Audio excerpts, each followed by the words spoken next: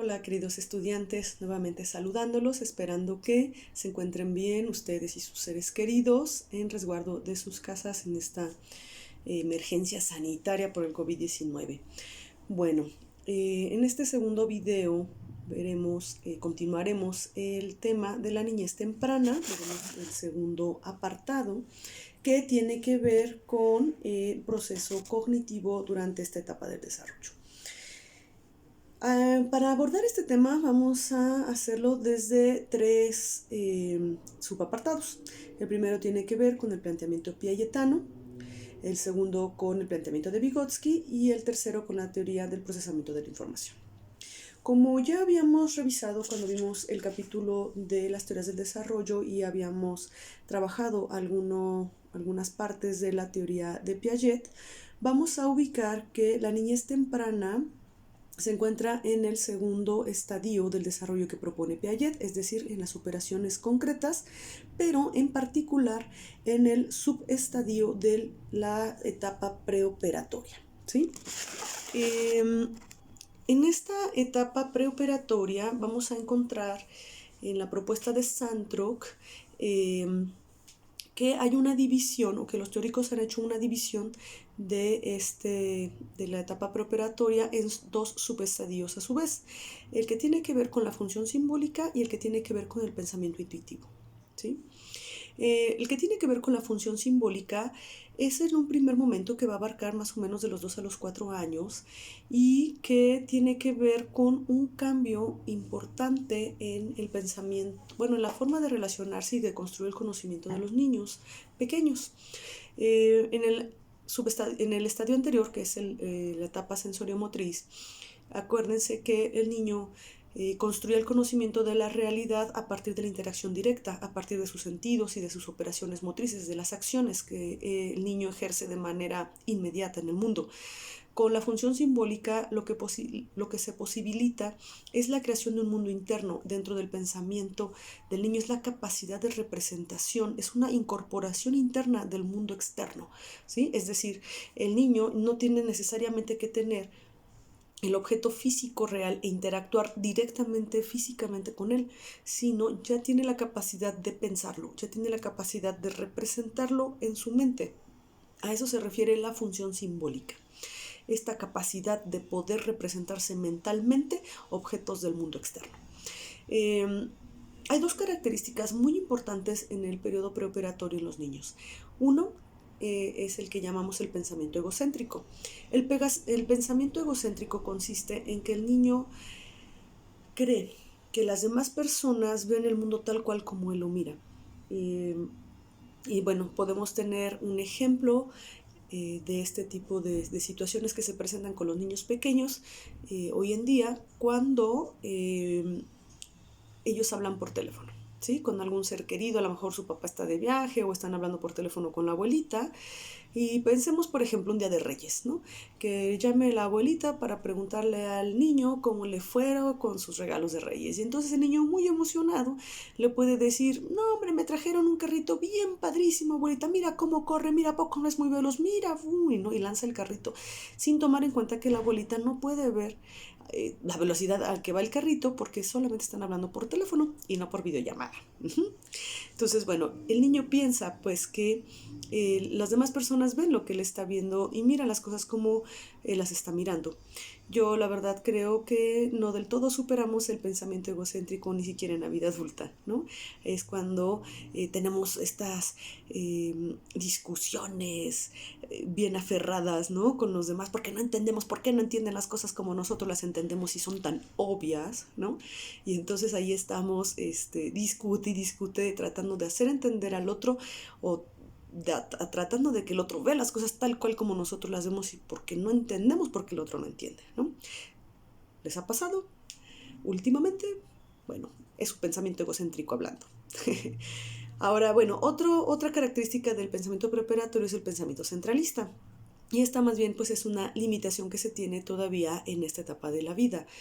El pensamiento centralista consiste en que el niño en esta edad, en este estadio del desarrollo, es incapaz de considerar las diversas variables que conforman la realidad. Es decir, se centra en un único elemento de la realidad y a partir de ahí elabora sus juicios. Y bueno, les voy a poner un ejemplo, a lo mejor a manera de chiste, de burla, de pregunta capciosa. A lo mejor se las han planteado alguna vez en la vida y la pregunta es, ¿qué pesa más, 1 kilo de plomo o 1 kilo de algodón? Si tenemos pensamiento centralista, diremos, o nuestra respuesta será que 1 kilo de plomo, porque estaremos solamente considerando el material con que está hecho la materia. Y sabemos que el plomo pesa más que el algodón. Sin embargo, 1 kilo es 1 kilo, así sea de algodón, así sea de plomo, así sea de madera o de cualquier elemento. 1 kilo es 1 kilo, chicos. Entonces, el pensamiento centralista consiste en caer en este tipo de trampas, centrarnos en un solo elemento, en este sentido de que está hecho el material, y no considerar que 1 kilo es 1 kilo. ¿Sale? Bueno, espero haber sido clara. En cuanto al segundo pues, estadio del periodo preoperatorio, que es el del pensamiento intuitivo, estamos hablando que este aparece alrededor de los 4 años. Y este consiste en pues, cierta incapacidad todavía que el niño tiene para poder contestar a la pregunta ¿qué pasaría si? ¿No? Hay limitaciones en el niño para poder advertir o anticipar ciertas consecuencias, ciertas acciones, que era un poquito lo que hablábamos en el video pasado, ¿no? ¿Qué pasaría si el niño no puede anticipar? ¿No? Todavía ese pensamiento intuitivo pues está en desarrollo y entonces no puede advertir las consecuencias, y de ahí hablábamos, ¿se acuerdan? De los accidentes que en esta edad luego se llegan a tener ante las travesuras que de repente realizamos nosotros cuando éramos niños o realizan los niños a estas edades. Y bueno, este pensamiento intuitivo de qué pasaría si, pues todavía tiene muchas limitaciones, ¿no? Y por eso son propensos a accidentes. Además, a partir del pensamiento intuitivo que está en desarrollo y que es una característica primordial durante la niñez temprana, también tiene que ver con el niño preguntón, ¿no? Es una característica sumamente presente y que a veces resulta para los adultos desesperante, ¿no? Con los niños en estas edades, porque preguntan para todo ¿por qué? Cuando un niño pregunta por qué, dentro de su pensamiento intuitivo es porque él también ya intuye una respuesta al por qué, ¿sí? No puede anticipar consecuencias de acciones, sin embargo, el niño está analizando la realidad, ¿sí? Y lo que sí puede es generarse como ciertas hipótesis chiquitas, primitivas, muy simples, acerca de cosas que llaman su atención. Entonces, cuando un niño pregunta algo, ¿de dónde vienen los niños? ¿Se acuerdan? Es porque él ya tiene una teoría, una hipótesis, una posibilidad de. Y esto es por su pensamiento intuitivo. Entonces, cuando el niño pregunta, los adultos tenemos que tener mucho cuidado de no precipitar una respuesta, sino más bien preguntarle al niño, ¿tú qué crees? ¿Sí? ¿Tú qué es lo que crees? ¿Por qué? Porque él ya tiene una posible respuesta. Y entonces, para nosotros poder dar una explicación que sea comprensiva para el niño, dar una explicación correcta también ante lo que nos está preguntando. A veces el niño no sabe formular la pregunta y nosotros podemos entenderla de otra manera y dar información que a lo mejor el niño en ese momento ni comprende ni requiere. Siempre es importante preguntarle, ¿tú qué crees? ¿Sí? Cuando el niño está preguntando, ¿y por qué esto? ¿Y por qué aquello? Bueno, pues ¿tú qué crees? ¿Tú cómo crees que esto? ¿O por qué crees que esto está sucediendo así? ¿O qué te imaginas tú? ¿Sí? ¿Y por qué? Porque, bueno, con este pensamiento intuitivo el niño ya anticipa, ¿no? Ya tiene una hipótesis, ya tiene una teoría, anticipa alguna respuesta. Entonces es importante indagar qué es lo que el niño está pensando, qué es lo que el niño cree. Y entonces ya desde ahí nosotros podemos darles una respuesta mucho más cercana a lo que realmente el niño necesita saber. Bueno, ahora vayamos a la teoría de Vygotsky. Si bien es muy valiosa la teoría de Piaget, sabemos también que ha tenido, bueno, ciertas limitantes. Una de ellas es que Piaget centra sus estudios en la racionalidad individual del niño. Y esto es el aporte o el complemento que la teoría vygotskiana puede dar a cómo es este proceso de construcción del conocimiento y del desarrollo en las personas. Vygotsky va a poner de relieve la importancia del contexto social. Él va a hablar de los artefactos culturales, que son los que van a poner a disposición del sujeto aquellos conocimientos que le son necesarios conocer de acuerdo al medio en que se está desarrollando. Esto se los voy a poner a manera de ejemplo para hacerlo más comprensible para ustedes del por qué o qué es lo que está planteando Vygotsky respecto a la importancia del contexto y cómo este determina de alguna manera los conocimientos en los sujetos. Con un comparativo, pensemos en un niño de 8 años que ha crecido en el medio rural, en el campo, en donde desde chiquito ha ido a la milpa, no sé, pensando a lo mejor que su familia cultiva maíz, ¿no? Entonces el niño desde pequeño ha estado por su medio cultural y social pues expuesto al arado de la tierra, cómo se colocan las semillitas, el tiempo, la época, cómo debe de ser el riego, etcétera, ¿no? Y después, en qué momento es cuando ya está listo una mazorca pues para ser retirada de la milpa, ¿no? Porque todo tiene su tiempo, su momento, sus características de cómo debe ser. Y entonces un niño de 8 años que ha crecido en este medio seguramente nos podrá referir muchos elementos que por su propio medio él ha podido aprender a incorporar respecto a este proceso. A diferencia de un niño del medio urbano, por ejemplo, un niño de 8 años, quizás lo más que nos puede hablar es cómo pues, se da el crecimiento de una plantita. Sin embargo, cómo se prepara la tierra, cómo se siembra la semillita, cómo se da todo este proceso, pues será de forma mucho más limitada o quizás ni siquiera tenga el conocimiento realmente de cómo se cultiva, por ejemplo, el maíz, ¿no?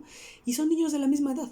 Y son niños que podremos pensarlos en el mismo momento de desarrollo, sin embargo, su medio y su cultura los lleva a conocimientos diferentes, ¿sí? Estos son los artefactos culturales. Y no es que sea más listo un niño que otro, simplemente es que su cultura lo tiene expuesto a ciertos conocimientos dependiendo del contexto en el que está creciendo. Entonces eso es lo que está denunciando Vygotsky. Eso es lo que nos está diciendo. El medio social dispone ciertos artefactos culturales dependiendo de dónde nos estemos desarrollando y eso es un elemento a considerar y tomar en cuenta para el desarrollo. Bueno, ya habíamos hablado del concepto de desarrollo próximo en la teoría vygotskiana. ¿Se recuerdan? Yo se los explicaba en pizarrón, ¿no? Cuando está la zona de desarrollo real, que es el nivel de desarrollo que el sujeto por sí mismo puede alcanzar sin ayuda y sin ser mediado por otros elementos del contexto, que sería pues donde se estaría viendo la teoría piagetana, ¿no? El aporte de Vygotsky es decir, bueno, hay una zona de desarrollo próximo con las ayudas y el apoyo que da el medio a través de los artefactos culturales, a través de los profesores, de los adultos, de los hermanos mayores, de los compañeros de clase que tienen más conocimiento de algún tema, es que nosotros podemos ampliar e ir en un mayor desarrollo, ¿no? Llegar a un desarrollo superior de nuestros conocimientos a partir de estas intervenciones del medio. Brunner va a llamar a esto andamiaje. Este concepto de andamiaje es importante porque es el que va a considerar la zona de desarrollo real del sujeto y la zona de desarrollo próximo. El andamiaje debe adaptarse dentro de ese nivel, ¿se acuerdan? Dentro de ese espacio de desarrollo para que realmente sea efectivo y pueda ser beneficioso para el sujeto. Un elemento muy importante en el planteamiento vygotskiano es el lenguaje. Para Vygotsky el lenguaje es el medio a través del cual llegan los artefactos culturales al sujeto. Es el medio a través del cual interacciona la sociedad con el individuo y el individuo con la sociedad. Entonces el lenguaje es sumamente importante. Y en la etapa de la niñez temprana, el lenguaje, hay una característica del lenguaje sumamente importante que él llama habla interna. El habla interna es estos momentos en que los niños, por ejemplo, lo podemos observar muy claramente, o cuando están haciendo tareas escolares, o cuando están jugando, sobre todo cuando están jugando. El habla interna es sumamente presente o suele ser muy presente en los niños pequeños de estas edades. El habla interna les permite a los niños ir configurando su mundo, organizando su mundo, organizando y sistematizando hasta las propias experiencias de vida. Es cuando vemos a los niños jugar, hablar consigo mismos. También le podemos llamar soliloquios, ¿sí? Cuando juegan, a veces podemos, por ejemplo, escuchar a los niños decir, y entonces llegaba el malo a la ciudad y atacaba a la gente ¿no? Y entonces está teniendo este soliloquio a través del juego. Pero no se preocupa, ahorita va a llegar el bueno y los va a defender. Y entonces está el niño hablando solo, ¿no? Hablando consigo mismo. También puede ser, por ejemplo, cuando está realizando una tarea y le piden colorear tal dibujo, entonces dice, ahora necesito el azul, y entonces agarra el azul para colorear el cielo, ¿no? Ahora que necesito el color verde para colorear el árbol, y agarra el color verde y empieza a colorear el árbol. Y está hablando consigo mismo respecto a las acciones que tiene que realizar para colorear el dibujo como se le pide, ¿no? Entonces, es esta habla consigo mismo, se le llama habla interna, que suele estar muy presente en los niños pequeños. Los estudiosos del desarrollo dicen que esta habla interna poco a poco se va haciendo menos evidente, ¿sí? Cada vez los niños, conforme van creciendo, van expresando menos verbalmente esta habla interna, de tal suerte que es lo que después se va a convertir en nuestro pensamiento. Y generalmente, bueno, ya cuando somos adultos es cuando nos quedamos con la mirada viendo al horizonte, pero estamos pensando, ¿no? Y estamos en nuestro mundo interno teniendo este diálogo con nosotros mismos, esa buena charla con nosotros mismos, pero ya no la hacemos de manera verbal, de forma hablada, ¿no? Sino ya es más bien lo que este pensamiento interno, pues lo que es el pensamiento, ¿no? Todo como diálogo interno que nosotros tenemos, pero que ya no expresamos a través del habla, ¿sí? Entonces, en un primer momento, durante la niñez temprana, sí esa es manifestada en un habla consigo mismo, que posteriormente se convertirá en el pensamiento interno. Tanto la teoría de Piaget como la teoría de Vygotsky han sido incorporadas en el medio de la enseñanza en el campo educativo. Se consideran teorías complementarias, son las teorías madres, la piagetana y la vygotskiana. Claro que hay muchos autores actualmente constructivistas, toda la escuela constructivista que hoy conocemos o podemos encontrarlas así en la literatura, y que dan toda una serie de estrategias de enseñanza, toda una serie de estrategias didácticas constructivistas de cómo trabajar con los niños a lo largo pues de las distintas etapas del desarrollo, considerando a ambos autores. Es lo que pueden encontrar ustedes como la enseñanza situada, por ejemplo, que considera pues estos elementos básicos de tomar en cuenta el contexto social en que se desarrolla el niño, para que los aprendizajes o los ejercicios, por ejemplo, que se les pongan, tengan que ver con su realidad inmediata y entonces le hagan sentido al niño. Esa es la enseñanza situada. Generar ejercicios o situaciones de vida que sean reconocibles de acuerdo al contexto social del niño, que tengan que ver con su realidad, que no estén fuera de lo que el niño puede ver en su contexto inmediato, ¿sí? ¿Para qué? Para que él pueda construir y generar lo que llaman los aprendizajes significativos, ¿sí? Que sea significativo para el niño, ¿sí? Entonces, bueno, todas estas escuelas que se hacen promoción, ¿no? De nosotros somos una escuela constructivista, pues basan sus estrategias de enseñanza en las premisas propuestas por Piaget, por Vygotsky y otros muchos más autores como Oswald, como Brunner, Bandura, ¿no? Otros autores pues que han estado desarrollando por todas estas pues décadas actuales las teorías vygotskianas y piagetianas, ¿sí? El último apartado de nuestro texto habla sobre el procesamiento de la información, y aquí es importante presentarles su atención hacia dos funciones del pensamiento humano que vamos a ir revisando desde este momento del desarrollo, que es la niñez temprana, pero que igual iremos reconociendo estas funciones y formas de procesar la información a lo largo de las otras etapas de la vida, la niñez intermedia y tardía, la adolescencia, la juventud, la etapa de la madurez, la etapa de la vejez. Y son las funciones de atención y de memoria, y cómo se van modificando a lo largo de la vida.